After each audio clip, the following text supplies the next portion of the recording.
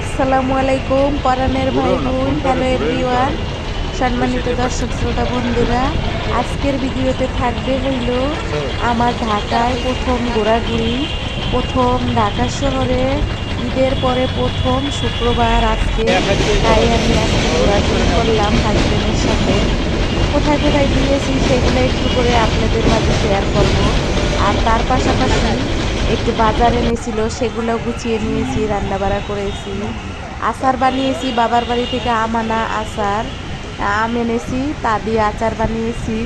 পাশাপাশি আমের জুস খেয়েছি, রান্না করেছি। সব কিছু আজকের ভিডিওতে থাকবে। যদিও আমার আজকের ভিডিওটা ভালো করে সাজানো না, যেরকম এলোমেলো ভিডিও করেছি তেমন এলোমেলো ভিডিও আপনাদের মাঝে শেয়ার করেছি।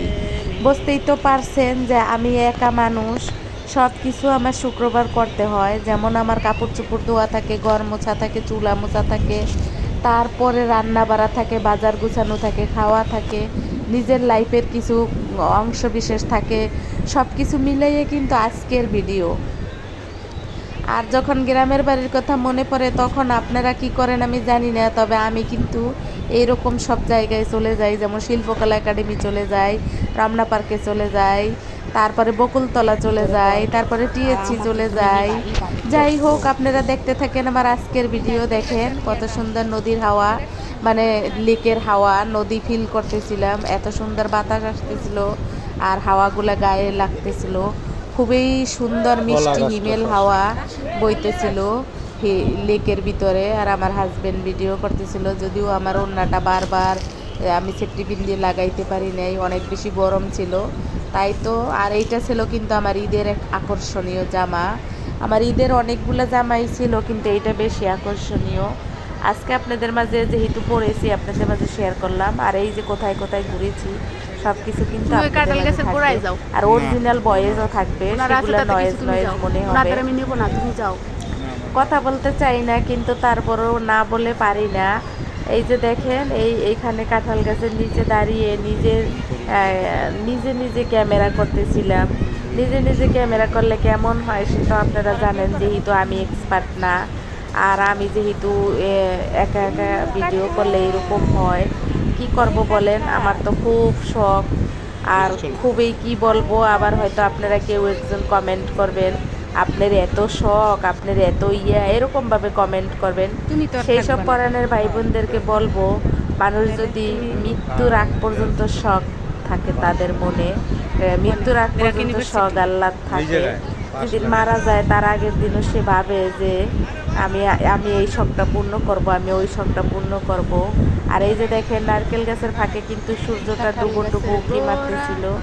আর এই কাঁঠাল গাছটায় কত রাজ্যের কাঁঠাল হয়েছে, এটা কিন্তু রমনার ভিতরে। তারপরও দেখেন, ঢাকা সিটিতে কিন্তু কোনো কিছুর অভাব নাই, কিন্তু গ্রামের মানুষ মনে করে ঢাকা সিটিতে হয়তো কিছু নাই। তাই তো তাদের উদ্দেশ্যে বলবো যে ঢাকা সিটিতে টাকা হইলে সব কিছুই কিনতে পাওয়া যায়, সব কিছু কিনে খাওয়া যায়, সব কিছু গ্রামের মতো ফিল নেওয়া যায়। এই যে চলে এসেছি এখানে, এখানে আসতে কিন্তু আমার বাসা থেকে 120 টাকার মতন খরচ হয়, আবার যাইতে 120 টাকা, 240 টাকা খরচ হয়। গ্রামের পরিবেশ ফিল করার জন্য চলে এসেছি এখানে। আমার মতন হাজার হাজার দর্শক শ্রোতা বন্ধুরাও কিন্তু চলে এসেছে এখানে। সবাই সবার মতন করে ভিডিও করতেছে, সবাই সবার মতন করে কথা বলতেছে। আর এই যে তারপরে কিন্তু চলে যাচ্ছি আমার বাসার উদ্দেশ্যে। আর এর মাঝে কিন্তু অন ক্যামেরায় অনেক কিছু করেছি, যেমন ছোটো বোনের বাসায় গিয়েছি। ছোটো বোনের বাসায় গিয়ে কিন্তু কবুতরের মাংস দিয়ে রুটি খেয়ে তারপরে চলে এসেছি। সেটা কিন্তু অফ ক্যামেরায় একটু ভিডিও করি নাই, যে ভিডিওটা হয়তো আপনাদের মাঝে শেয়ার করতে পারবো আগে। আর এই যে দেখেন, আম আম বাবার বাড়ি থেকে এনেছিলাম, একটু রেখে দিয়েছি, দেখে একটু লাল লাল হয়ে গিয়েছিল। যেহেতু কষ্ট করে এনেছি, ফেলে দেওয়া তো যাবে না, তাই চিনি দিয়ে মুড়ে বানিয়ে ফেলেছিলাম একটা সুস্বাদু মিষ্টিকর আচার। ঝাল মিষ্টি, টক ঝাল মিষ্টি আচার বানিয়ে ফেলেছিলাম। আর অরিজিনাল ভয়েসও থাকবে। সব কিছু মিলাইয়ে নয়েজ ভয়েস আমার ভিডিও কেমন লাগলো আপনারা অবশ্যই কমেন্টে জানাবেন। আর সব শেষে কিন্তু আচারটা যখন প্লেটে নিয়েছি, দেখতে এত লোভনীয় লাগতেছিল, আর খেতেও খুব সুস্বাদু হয়েছিল। যেহেতু আমার হাজবেন্ড এইসব আচার টাচার খুব পছন্দ করে, সে নিজেই গিয়ে বাজার থেকে পাঁচফোড়ন নিয়ে এসেছে, গরম মশলা নিয়ে এসেছে। গরম মশলা ঘরে ছিল, তারপরও কিছু গরম মশলা ফাঁকি নিয়ে এসেছে। আবার হইলো নিজেই পাঁচফোড়ন ফাঁকি করে দিয়েছিল আমাকে ব্লেন্ডারে, সেই ব্লেন্ডারের শব্দও থাকবে। আর তার ফাঁকে আমার হাজবেন্ড কিন্তু আমের জুসও বানিয়ে দিয়েছিল, এই আমটা দিয়ে জুস বানিয়েছিল, যেটা আমি আর আমার কন্যা খেয়েছিলাম, পাশাপাশি সেও খেয়েছিল।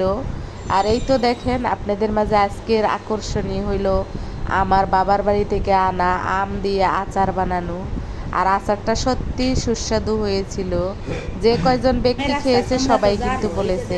আর এই যে দেখেন বলেছিলাম না বাজার, এই যে দেখেন একটুখানি বাজার, এটাও কিন্তু আমাদের ঢাকায় ঈদের পরে সে প্রথম বাজার, ঈদের পরে প্রথম বাজার এনেছে আমার হাজবেন্ড। আর বাজারে কি কি ছিল সেগুলো তো আপনাদের মাঝে শেয়ারই করে দিয়েছি, এগুলো মুখে বলার আর কিছুই নাই। আসলে কত কথাই তো আপনাদের সাথে শেয়ার করতে চাই, কত কথাই তো বলতে চাই, কিন্তু ইদাইং আমি দেখতেছি আমার ভিডিওতে অনেকেই কটু কথা বলে আমাকে কমেন্ট করে, মানে আমাকে হেনস্থা করার চেষ্টা করে, আমাকে ছোট করার চেষ্টা করে। তারা কি আমার আপনজন? যদি তারা আমার আপনজন হয়ে থাকে, আমি তাদেরকে হয়তো চিনি না, তাহলে আমি বলবো আমার ভিডিও থেকে আপনারা দূরে থাকবেন, আমার ভিডিওতে আপনারা আসবেন না, আমার ভিডিওতে কমেন্ট করবেন না, আমার কোনো আত্মীয় স্বজন আমার ভিডিও দেখবেন না, আমাকে আমার ভিডিওতে কমেন্ট করবেন না। আমি চাই না আপনারা আমার ভিডিও দেখেন, তবুও আপনারা যদি দেখেন, দেখে আপনাদের ভালো না লাগলে আপনারা বেরিয়ে যাবেন, কোনো প্রকারের ইঙ্গিত স্বরূপ কোনো কমেন্ট করবেন না, দয়া করে এই কাজটা করবেন না প্লিজ। আমি আপনাদেরকে অনুরোধ করি, আমার কোনো আত্মীয় স্বজন, রক্তের কোনো আত্মীয় স্বজন আমার ভিডিওতে আসবেন না, আমার ভিডিও নিয়ে কোনো মন্তব্য করবেন না, আমি আপনাদেরকে আবারও বলছি। আর পাশাপাশি দেখেন আমি কিন্তু আচারও বানাইতেছিলাম, আবার রান্নাও করতেছিলাম। আর হঠাৎ করে আমাদের বাসায় আজকে একটু গ্যাস কম ছিল, কেন ছিল আমি জানি না, কিন্তু গ্যাসের কারণে রান্নাটাও আমার একটু স্লো হয়েছিল। তারপরে এছাড়া তো আরও কত কাজ ছিল, সেগুলো তো আপনাদের মাঝে শেয়ার করি নাই, যেমন ঘর মোছা, চুলা ধোয়া, কাপড় চোপড় ধোয়া, নিজের যত্ন নেওয়া, নিজের গোসল, এসব কিছু কিন্তু আপনাদের মাঝে শেয়ার করি নাই, এগুলোও কিন্তু আমার একা হাতে করা লাগে। হ্যাঁ, এটা ঠিক যে শুক্রবার হইলে আমার হাজবেন্ডও এখন আমাকে অনেকটা পক্সি দেয়, অনেকটা কাজ করে দেয়, আর সে আগেও করতো এখনও করে। আমি জানি না আপনাদের হাজবেন্ডরা কি করে। এই যে দেখেন এটা কিন্তু কাঁচা আমের শরবত আমার হাজবেন্ড বানিয়েছে, এতটাই টেস্ট হয়েছে, কি বলবো আপনাদেরকে, কোন রেস্টুরেন্টের নাম বলবো, তবে জুসের জন্য বিখ্যাত আমি মনে করি Aziz super market. Aziz super মার্কেটে যতগুলো ফলের দোকানের জুস বানায় আমি সবগুলো জুসই কিন্তু খেয়েছি, প্রত্যেক দোকানের এরকম এত টেস্ট কিন্তু হয় নাই। আমার হাজবেন্ড খুব সুন্দর সুস্বাদু করে এই জুসটা বানিয়েছিল, আর যেহেতু গরম ছিল আমরা খেয়ে খুব তৃপ্তি পেয়েছিলাম, আমার তো খুবই ভালো লাগছিল, খেতেও খুব মজা হয়েছিল, দেখতেও লোভনীয় ছিল। আর আজকের ভিডিওতে যা যা ছিল সবই তো আপনাদের মাঝে শেয়ার করলাম। আপনাদেরকে নিয়েও অনেক কথা বলতে চাই, আমার পরাণের ভাই বোন, যার আমার ভিডিও ভালো লাগবে না সে ওকে ফাইন, আমার ভিডিও থেকে বেরিয়ে যাবেন, কিন্তু কোনো রকমের কুমন্তব্য করে বা কোনো খারাপ কমেন্ট করার চেষ্টা করবেন না। আমি যেহেতু আপনাদেরকে ভালোবেসে দেখি, আপনারাও আমাকে ভালোবেসে দেখবেন, আমি আপনাদের কাছে এটাই আশা করব।